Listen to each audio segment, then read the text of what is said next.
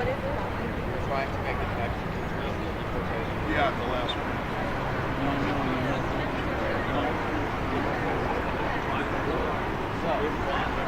Okay, everybody, I want to get everybody assembled. You are not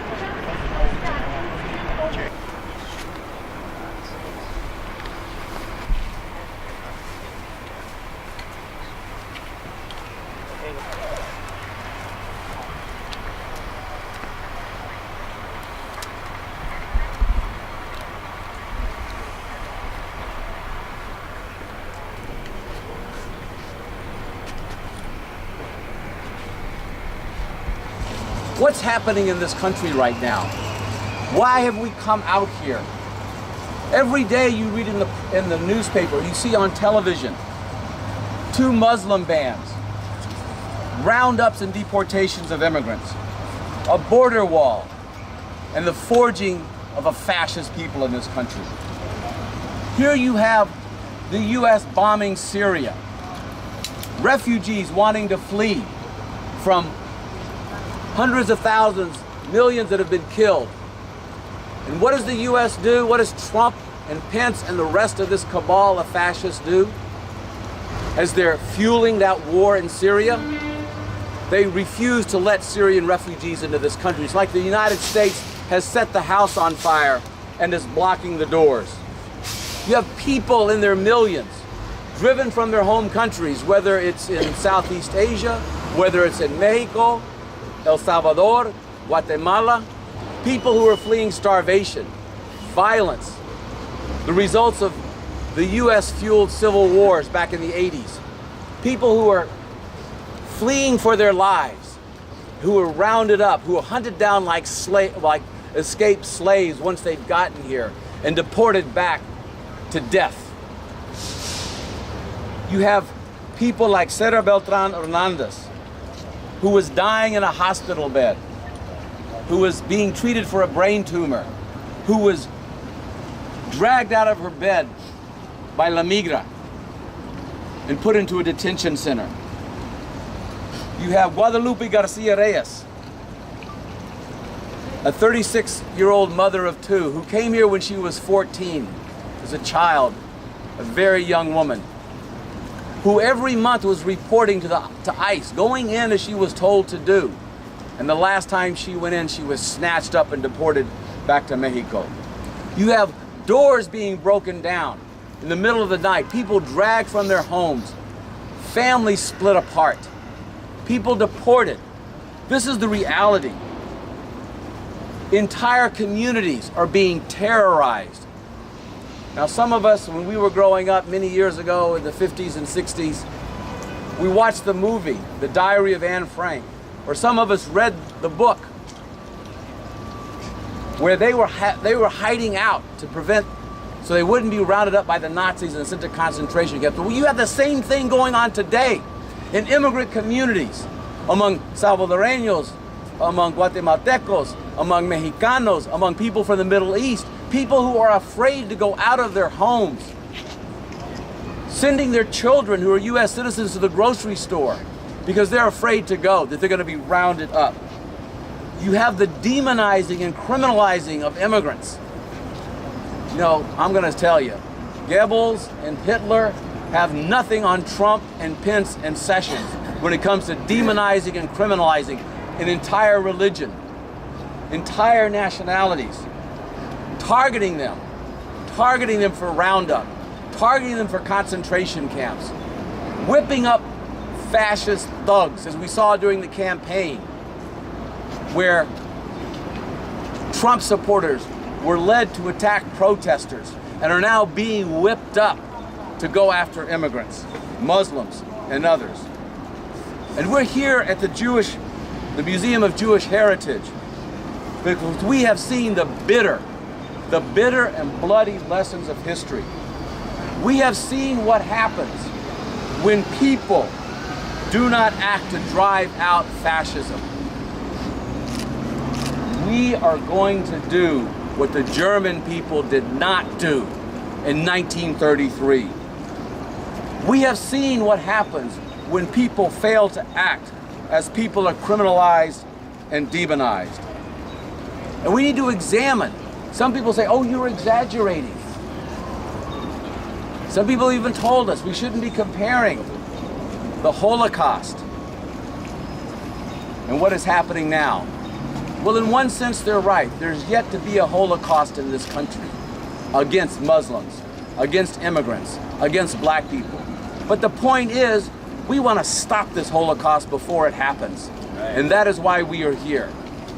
But listen to the words. For those who think I am being hyperbolic, for those who say, oh, you're exaggerating, listen to the words of Trump and Sessions and John Kelly, the head of Homeland Security. This is what Donald Trump had to say in 2015. Quote, what can be simpler or more accurately stated? The Mexican government is forcing their most unwanted people into the United States. They are in many cases criminals, drug dealers, rapists. This is a lie. This is part, though, of a demonizing and criminalizing an entire people. Listen to what Jefferson Beauregard Sessions, the unrepentant, white supremacist, KKK-loving Attorney General of this country, this is what he wrote on the Department of Justice website. We mean criminal organizations that turn cities and suburbs into war zones, that rape and kill innocent people, kill innocent citizens, who profit by smuggling poison and other human beings across our borders. Depravity and violence are their calling cards, including brutal machete attacks and beheadings.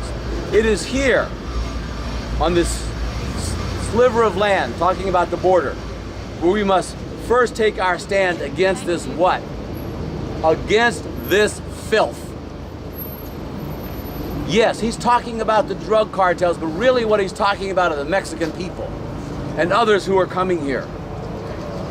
Recently, on April 18th, at George Washington University, General John Kelly, the head of Homeland Security, said, quote, he ranted that people are coming to this country, quote, despise the United States because we are a nation of laws and freedoms.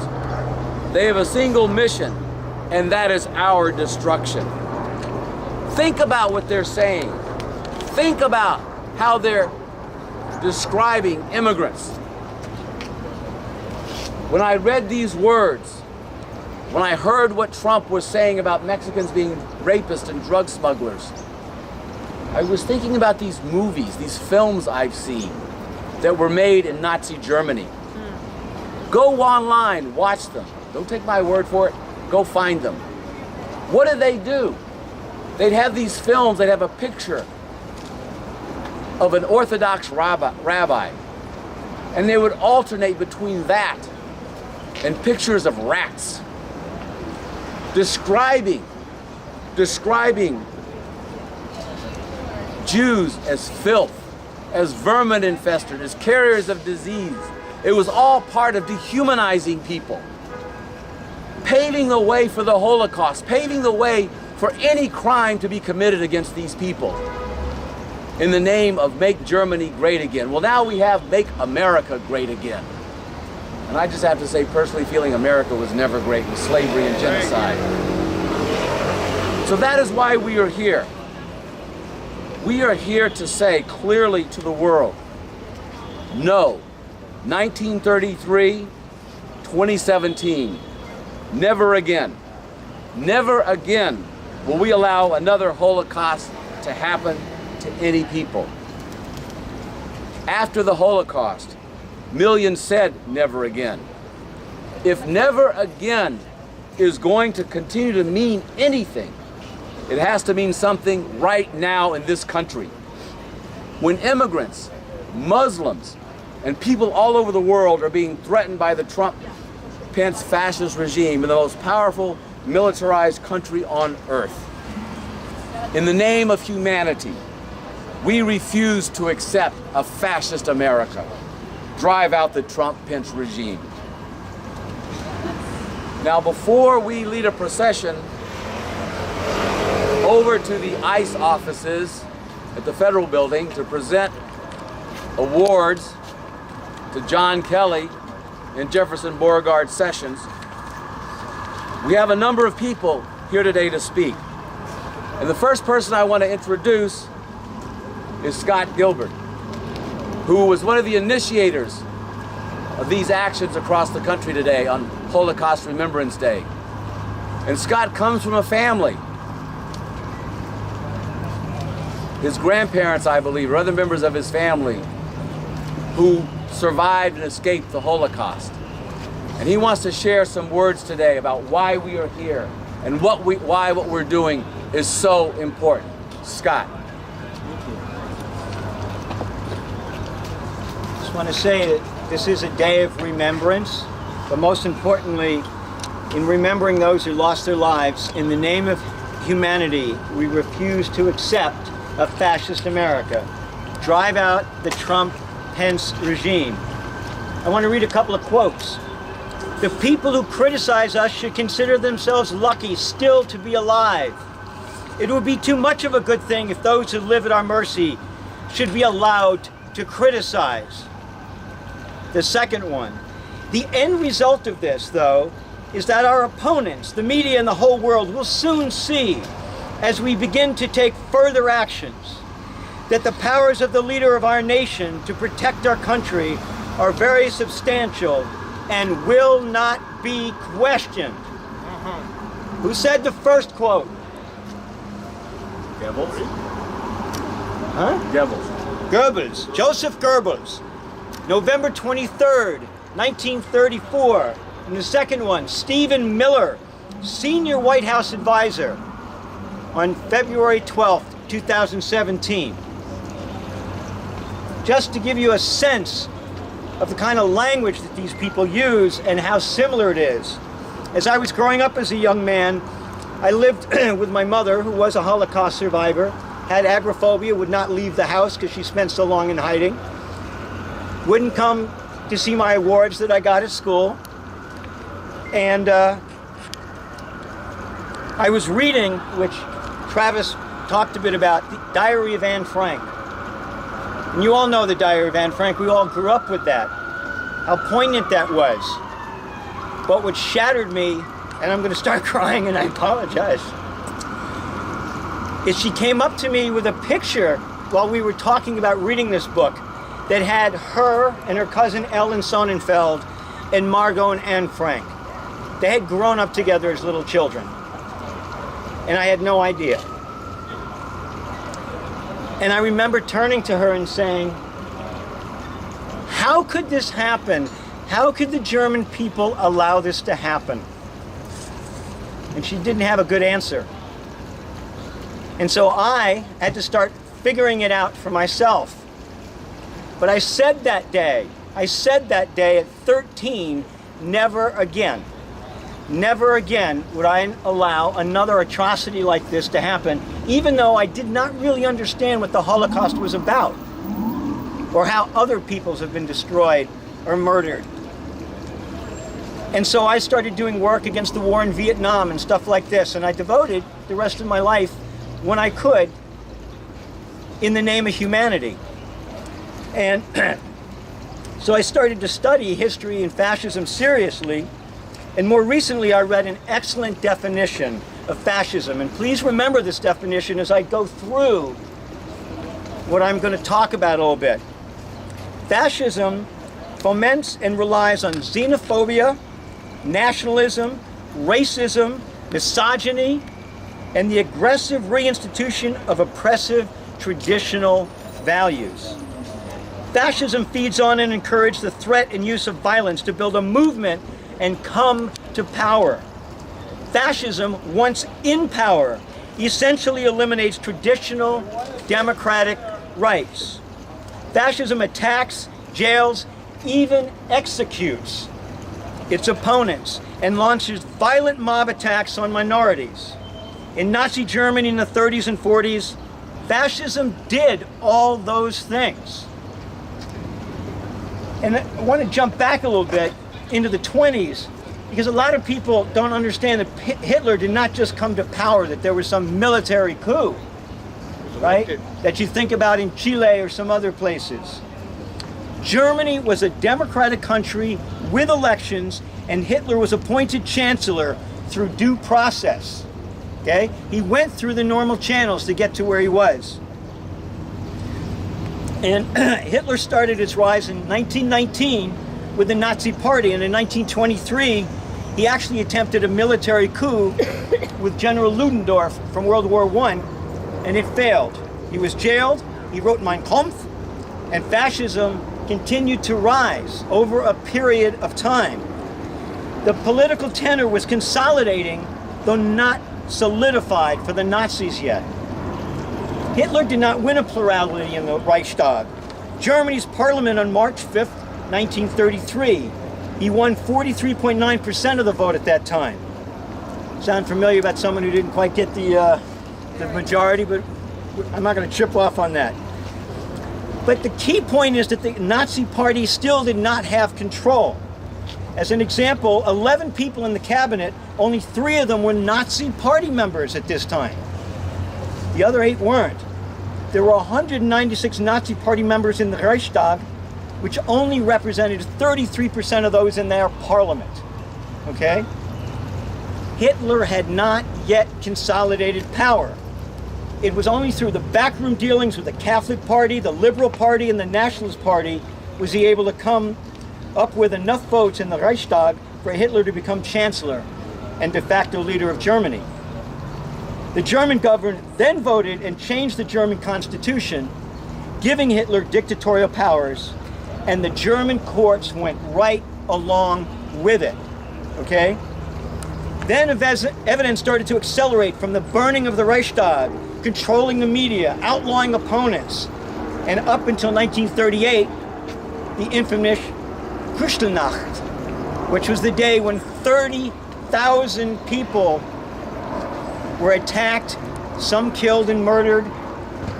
Windows, the reason they called it that is because so many windows were smashed that there were piles of glass, crystal, the night of the crystal. And that was a big turning point. But again, this is 1938, not 1933. This took time to develop to that. So this is a critical point I want people to understand. Hitler had not yet consolidated power in 1933. I want to repeat that. He had not consolidated power yet. This consolidation of fascist power took time. An attack here, then it got normalized.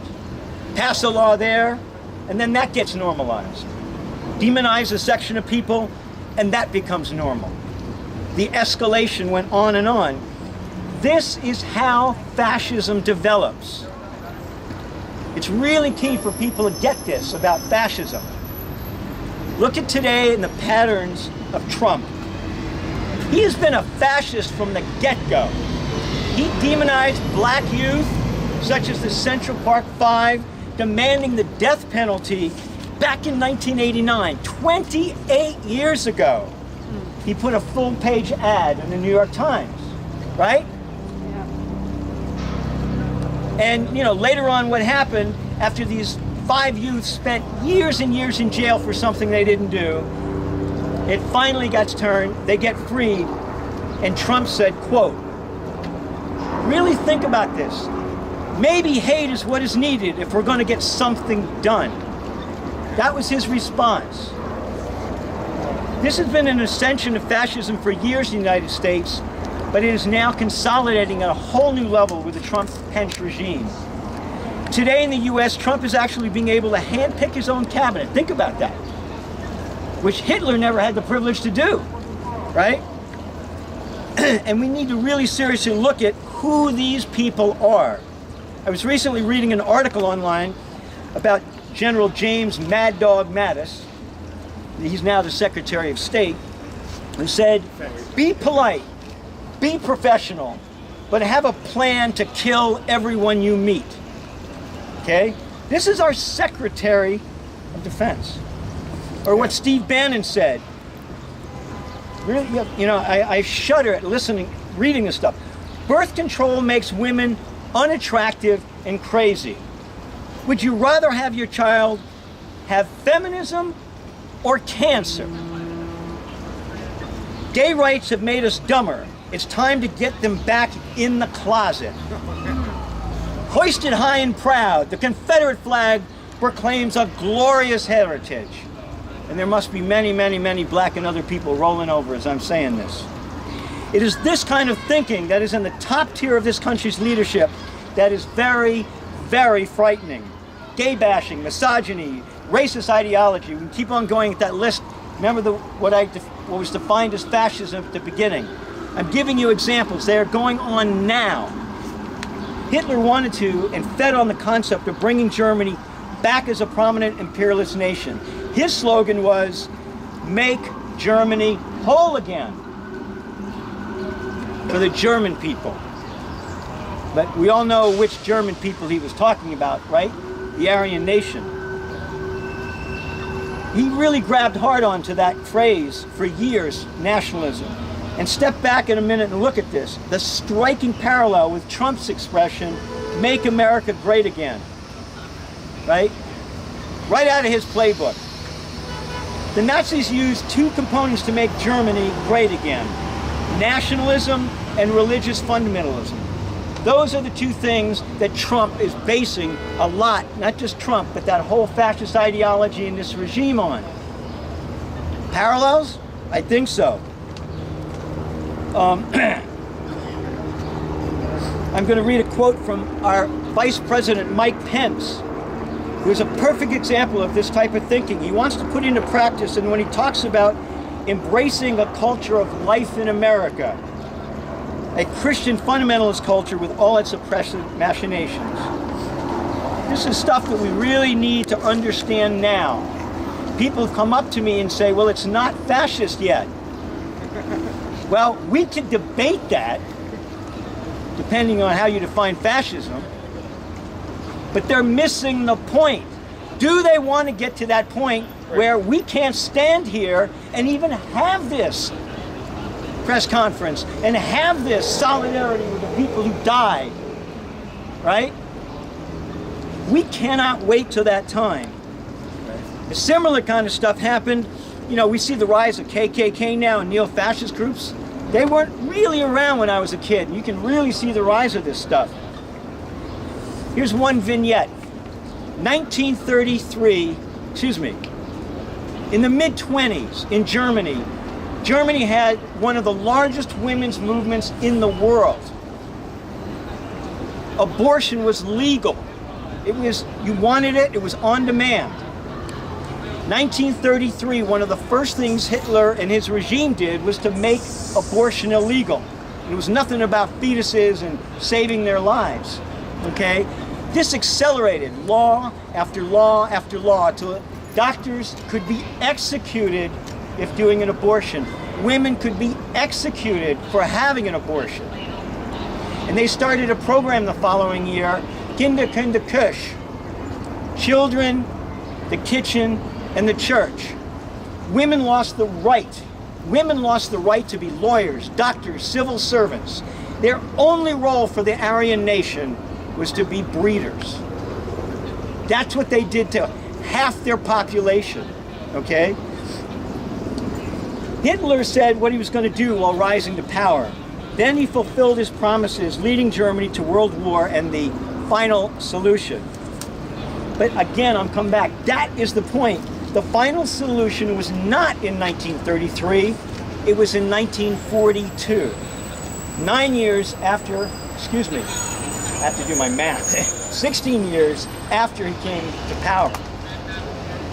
Depending on where Hitler spoke, especially once he came to power in late 1930 through 1932, before consolidating fully, and I'm going to read here a quote, attired in a white shirt, tie, and black suit with the little discreet swastika lapel pin, Chancellor Hitler fulminated about hostile foreign powers, the Bolshevik menace, the cultural decline in spineless liberals, exuding ethnic fundamentalism.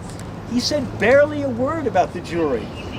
Many observers approvingly commented that Hitler had mellowed. Does this not sound like what some of these leaders and media pundits are saying about Donald Trump today? That he is mellowing? That Trump is becoming presidential? Where is the large outcry and about the horrors of the bombing in Syria and Afghanistan? Where is the large outcry about ripping apart Latino families? Again, we really have to recognize what time it is. That's right. Today we have a similar type of situation that the German people faced in 1933. Are we going to wait for the Trump-Pence regime to consolidate power, or are we going to step up and say, never again?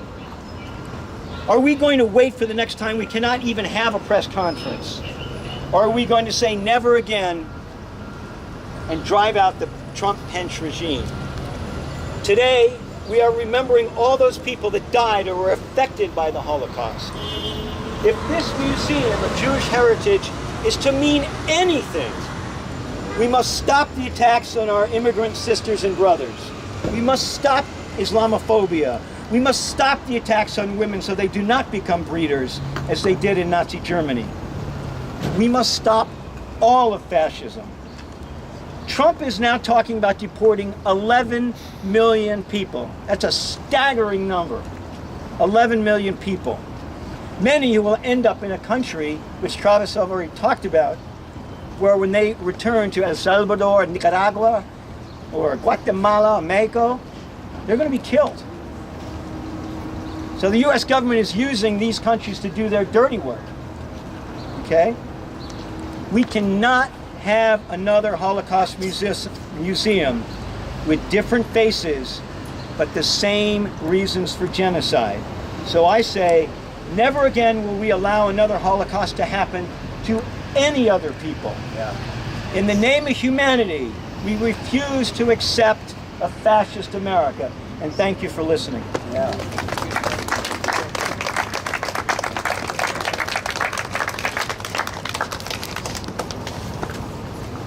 At this point, I want to bring up a friend of mine, J.W. Walker, who's an activist and organizer with Gays Against Guns, RefuseFascism.org, and Rise and Resist. Jay. Thank you, Travis. First they came. First they came for the socialists, and I did not speak out because I was not a socialist. Then they came for the trade unionists, and I did not speak out because I was not a trade unionist. Then they came for the Jews, and I did not speak out because I was not a Jew. Then they came for me, and there was no one left to speak for me. Now I think all of us know that poem. We read it in school, we've researched it. A few months ago, doing my work with Refuse Fascism, a group of us was doing a street theater piece, and so we decided to look and see whether there were any more recent, more modern versions of First They Came, and I came to find out that there were actually quite a few. That this poem has had resonance in so many different key points in our societal development since World War II, that it's always been looked to as a source of inspiration to stand up against regimes that are coming into power. And so we found a newer one, and we did a little street theater piece around it.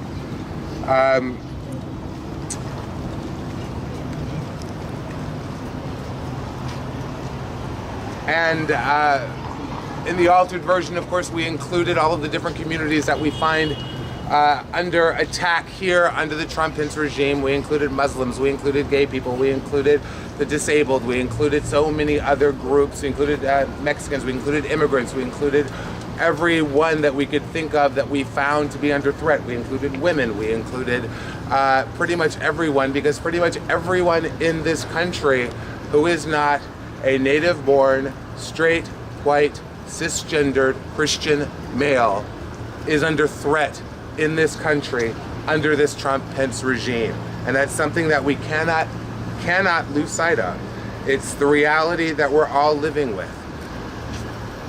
Now, I'm here with Refuse Fascism because I do believe that this regime has all of the earmarks of true fascism, that it has the complete ability, and if not just ability, it has the goal of doing every single thing that every fascist regime that has ever entered into the global politics, that it will try to do them. It has a very, very hard goal in mind to do this Make America Great Again, to do this celebration of white, straight, Christian ascendancy, to bring those ideas to the fore, and we have to stand against it. Now, the Holocaust means so many things to so many people. It's one of the greatest evils that we have seen in the modern world. And in many ways it is unique. But one of the ways that it is most unique is that it was the first occurrence of that nature, of that kind of tremendous evil, to be captured by modern media, to be captured by film and photography. We saw the emaciated bodies of the survivors in Auschwitz and the other camps when they were being liberated. We saw the mass graves. We saw them in moving images, and we could not look away. The lesson that the Holocaust has given us is that we can never, ever forget that horror, and we must always, always be vigilant whenever any group or person who has attained any measure of power or who seeks any measure of power tries to repeat those sins of the past.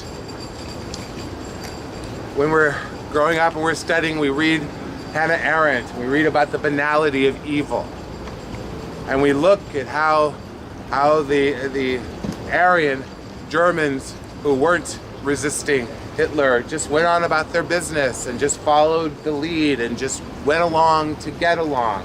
And we see the same things happening here in this country.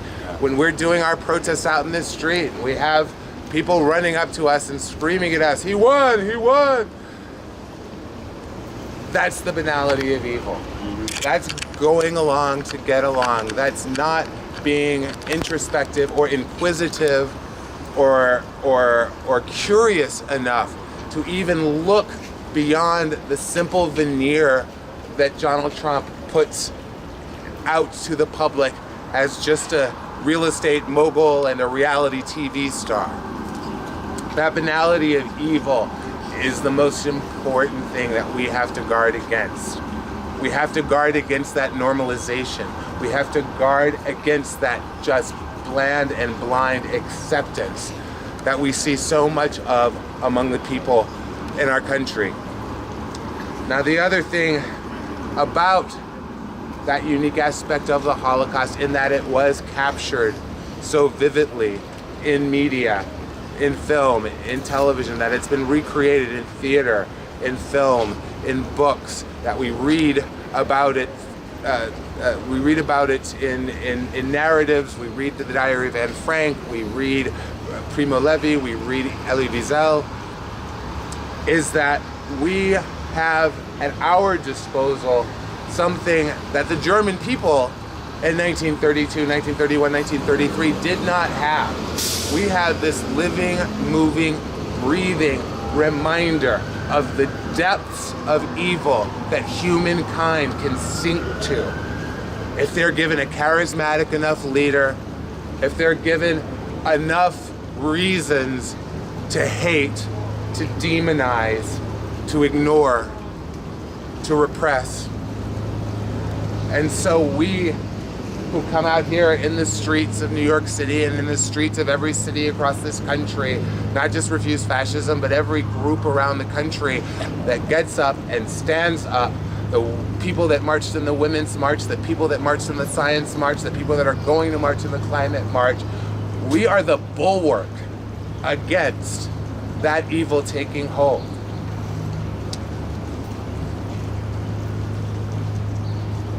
In the end, what we're all saying here today, and what the resistance movement throughout the country has been saying all along, is never again. We can never again allow this monstrous evil to be allowed to take power. Because if we do, then our very humanity is lost. And so I say to everyone, no, no, no, no. We refuse to accept a fascist America. Thank you.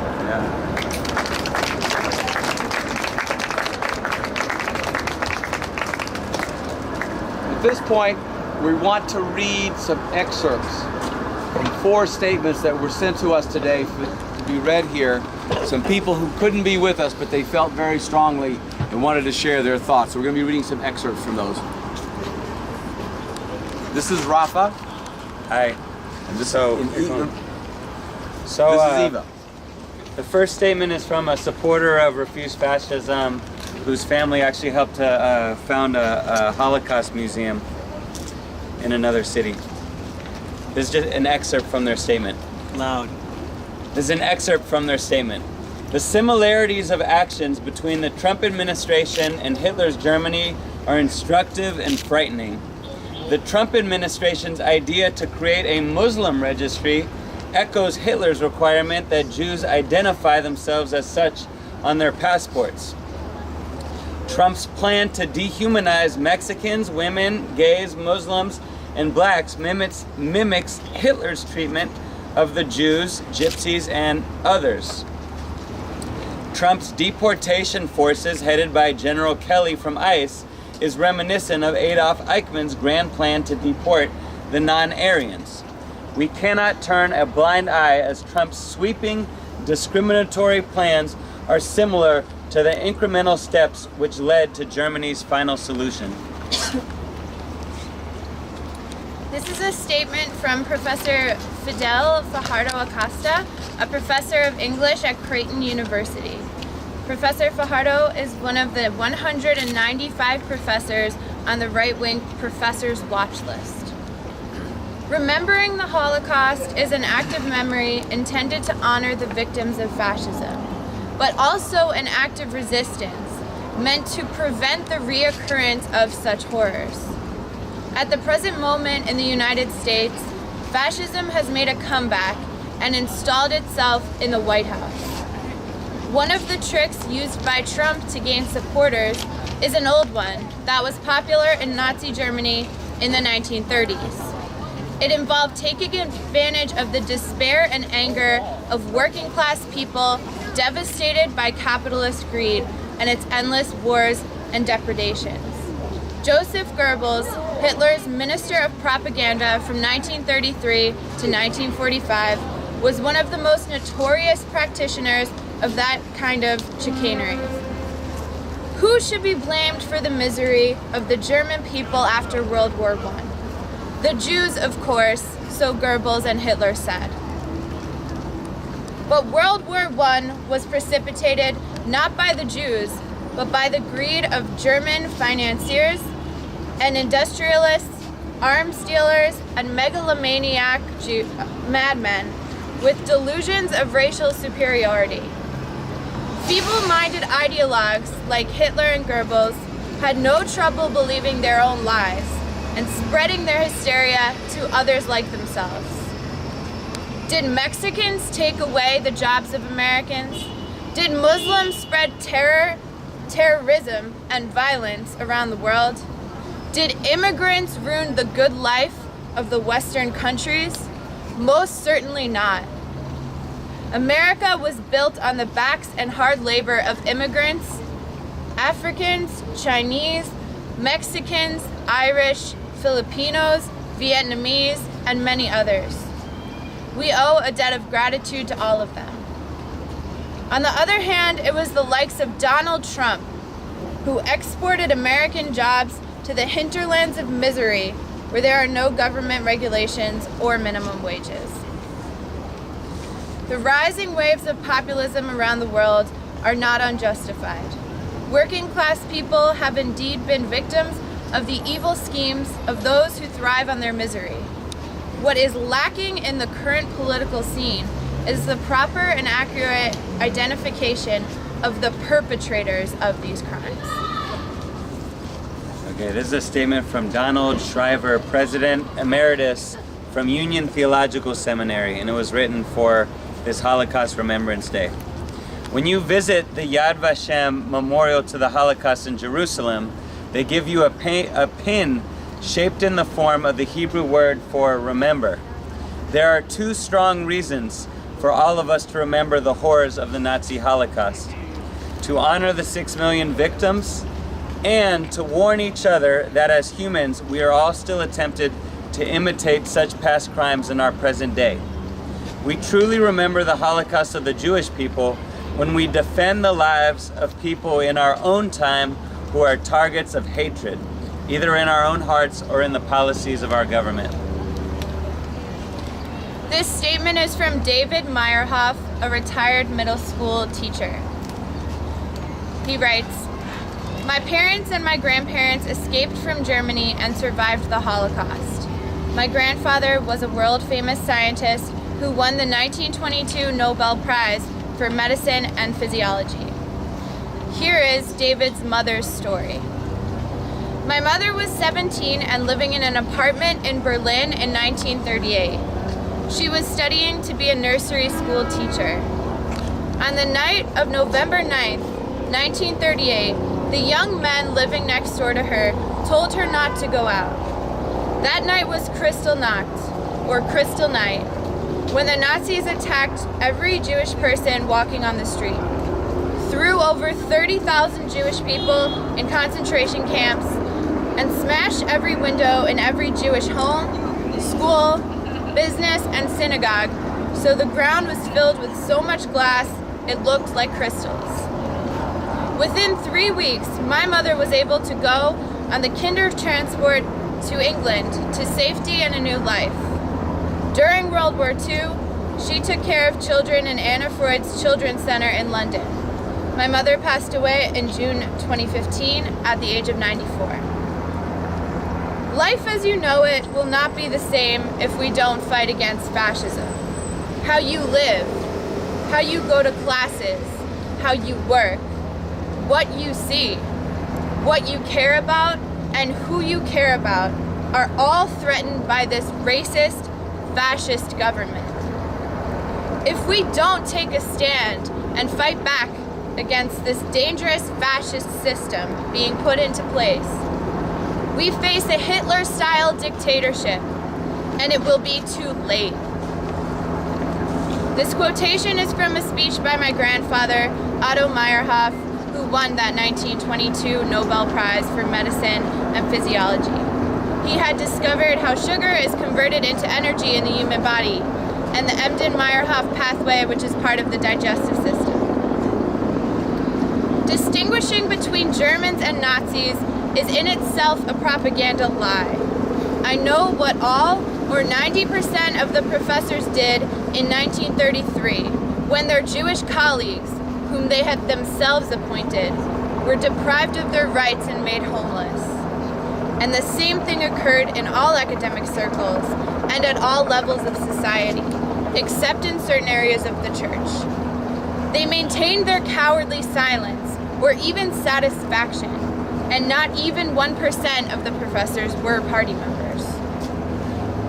In the same fashion, broad sections of the population, though overall a somewhat smaller percentage, willingly served as slaves and helpers to the tyrants, even helping as torturers and executioners.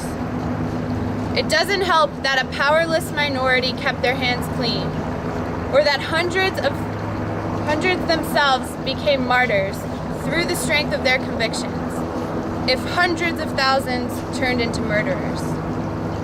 It would have been physically impossible for 5 million Jews, 80 to 90% of all Jews in the countries that Germany occupied, 10 million Russian, Polish, Serbian, and other civilians to be killed by just a few Nazi criminals. Hundreds of thousands were necessary for this. A people without any sense of morality were behind these mass murders.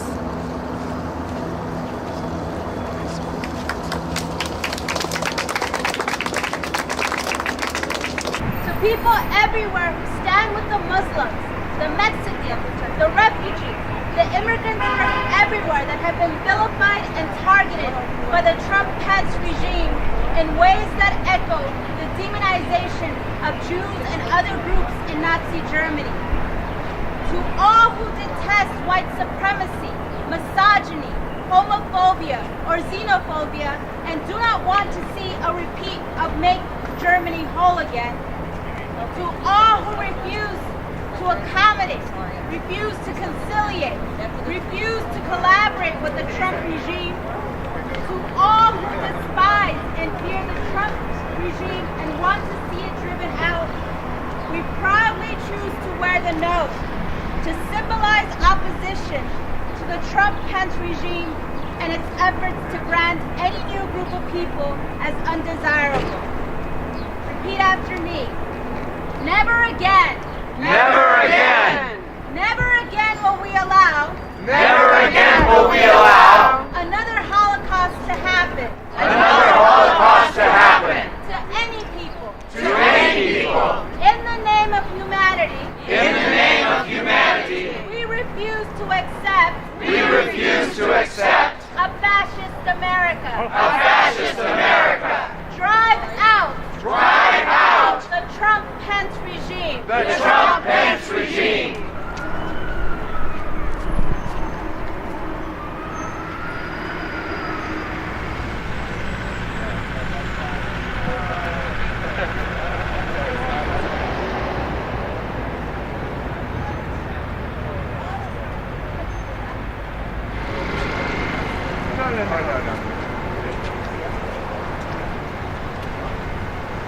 What else? It's like if I'm not you're not allowed to have like they're socialists.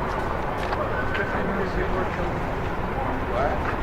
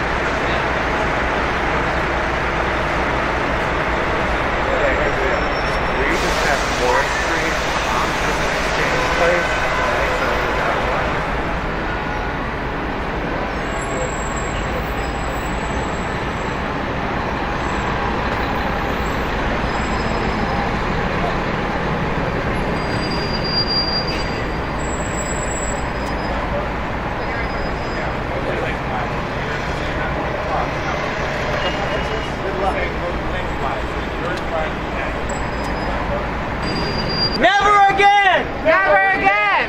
Never again! Never again! In the name of humanity! In the name of humanity!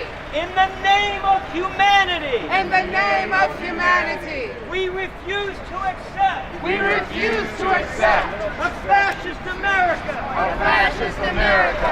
Never again! Never again! Never again! Never again! Never again!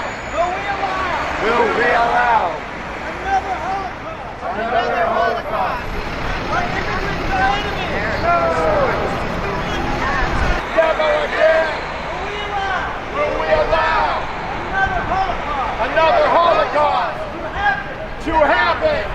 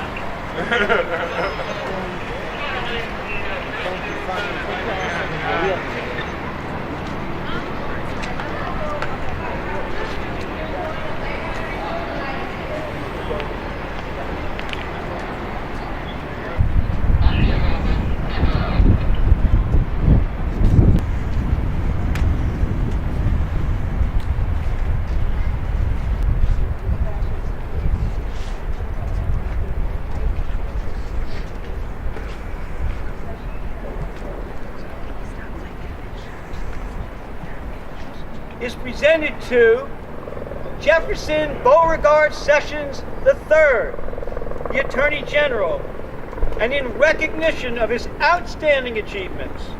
First and foremost, we commend the Attorney General's recent Goebbelsian comments about the, quote, tide of evil boiling up from Mexico. As he wrote, "It is here, on the sliver of land, where we first take our stand against this filth." For dutifully echoing the Trump's lead in fear-mongering about the drugs, gangs, and crime flooding across the border. For making sure every undocumented person feels the raw terror that can be snatched, imprisoned, and deported at any time, for any reason, or for no reason at all. As he said, quote, "Everybody in the country illegally is subject to be deported." For hiring many more federal immigrant judges to speed up the deportation process. For criminalizing, helping, and transporting or harboring undocumented immigrants. For slashing the minimal protections against abuse of immigrant detainees. For his bold, quote, "enough is enough" thread to sanctuary cities that they must cooperate with ICE by June 30th or have federal funding cut off. For fearlessly holding the thin blue line of law and order against the tide of, quote, "rising crime rates." Alternative fact. For withdrawing federal oversight and minimal restraints imposed on local police so they can take off the gloves and do their job of all new levels of violence against Black and Latino people. For his efforts to make white Americans feel special again. As he said, "It is time to champion the interests of those constantly neglected on the question of immigration, the men and women and children we represent, the citizens of this country to whom we owe our ultimate allegiance." And in the category of lifetime achievement, we recognize his wholehearted commitment to making America great again. Joseph Goebbels would be proud. Hold it up, hold it up.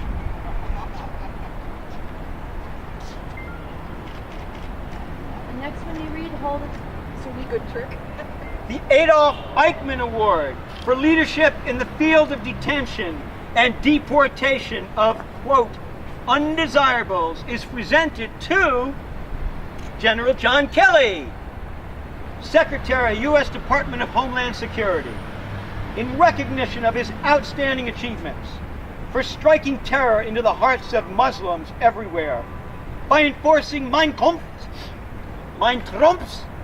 January 27, 2017 Muslim ban, for his tireless effort to begin construction of the border wall by the end of summer 2017, for not letting the, quote, political correctness that for too long has dictated our approach to national security stop him from racial and religious profiling and torture, for his shameless commitment to separate families.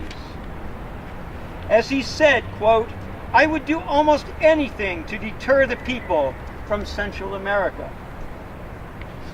For adding 10,000 new ICE agents and 5,000 Border Patrol agents to speed up arrests and deportations. For his recent Homeland Security memos making every undocumented immigrant a target. Expediting removal without due process, expanding secure communities to enlist all local law enforcement in this heroic effort. For heartlessly arresting a brain tumor patient out of the hospital, a father dropping off his daughter off at a school, a woman at a courthouse seeking protection from domestic abuse. For the first deportation of a DACA recipient. In the category of lifetime achievement, we would like to recognize his efforts as former head of the U.S. Southern Command to keep the Guantanamo Bay Torture Center open. As he said, there are no innocent men down there, and a special Joseph Mengele appreciation for overseeing the force feeding of hunger strikers there. This, we proudly give him the Eichmann, oh, I'm sorry, I misread this. The Eichmann would be proud. We're going to film them on camera rejecting this if they want to reject it, and we're going to give it to them. Okay? Do you have the awards? Okay, so everybody, we have these awards. This is the federal building. We want to present them to the government officials who are responsible for these crimes. And we are going in to deliver them to the federal building.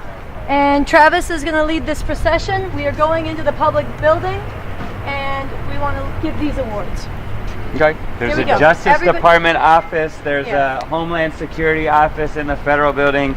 We want to deliver it to whoever. We're actually delivering these to the Deputy Field Directors Wilhelm Bierman or Maria Guerra, Okay. who are office field directors. Okay. And the detainees should go up front. Wait for your people. Go a little slow. We're not in front of you. They don't know what to do.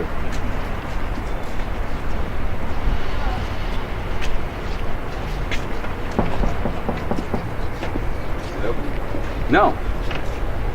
It's locked. Oh yeah, they locked. They threw us out and locked it. So you want to leave it for them, and you want to know how they're going to get it. Maybe put it under the door. Wait, get it on camera. Take the awards out. Take the awards out. Take the awards out and slide them under the door. One after the other. Narrate what you're doing. Okay, we are now delivering the Adolf Eichmann Award to General John Kelly. Tell us exactly what you're doing. Okay, let me turn around here. So you've been locked out. Just tell us what's going on. Yeah. Okay. We are here to deliver the Adolf Eichmann Award to General John Kelly in recognition of his outstanding achievements. He is the Director of Homeland Security, Secretary, U.S. Department of Homeland Security. We're here to deliver this, and as Scott read earlier, in recognition of his outstanding achievements for striking terror into the hearts of Muslims everywhere by enforcing Mind Trump's January 2017 Muslim ban. Okay? Now, we tried earlier to deliver this, and they wouldn't take it. Told us to come back tomorrow. So we're going to slide this under the door. So that they can present this to him. I'm going to slide both the award and the instructions on the envelope of to whom this is to be delivered. Because as it says, April 24, 2017, please deliver to General John Kelly, Secretary, U.S. Department of Homeland Security. Did you want this? No, I don't think so. They're locking the door. Okay. So I'm going to have to slide this under the door. Okay. There you go. Scotch tape it to the door.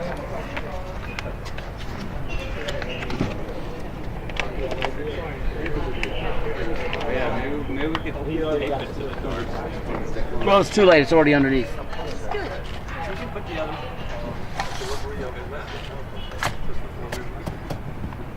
So we've now slid this under the door. We have left this for them to deliver to General Kelly in recognition of his outstanding service once again, because we're all appreciative of what they've done. And so we have accomplished our mission today on today, National Holocaust Remembrance Day, of saying no, never again will we allow another Holocaust to happen to any people. To any people. Whether they're Muslims, Mexicans, black people, Salvadoreños, people from the Middle East, nunca más is this going to be allowed to happen. Because we are taking responsibility to do what the German people did not do in 1933, which is to drive out this fascist regime. Okay? That is why we are here. To tell the world, to expose to the world what is exactly happening in this country, but not only expose it. To tell the world, to tell the millions of people out there in this country who hate the Muslim bans, who hate immigrants being rounded up and deported, who hate Trump talking and asking the CIA, if we have nuclear weapons, why can't we use them? Who can't stand the fact that these science deniers are tearing up what little regulations there are to prevent climate change, regulations to prevent the greenhouse gases, all of this, which is part of this fascist regime that is tearing up the way this country has been ruled, changing it to do what Hitler did and the Nazis did in Germany. But no, we are not going to allow that. And that is why we came out today on Holocaust Remembrance Day to say no, never again are we going to allow a Holocaust to happen to any people. No. No. No. No. No. No. No. In the name of humanity, we refuse a fascist America. So after they delivered the decrees to Beauregard, Sessions, and Kelly, the officers inside the federal building just looked at the papers. They didn't know what to make of it. I don't think they understood it. And then they called this big burly henchman from the Department of Homeland Security to come down, and he read it, and then he just looked at it and crumpled it up. And I don't know if he kept it or threw it away, but that's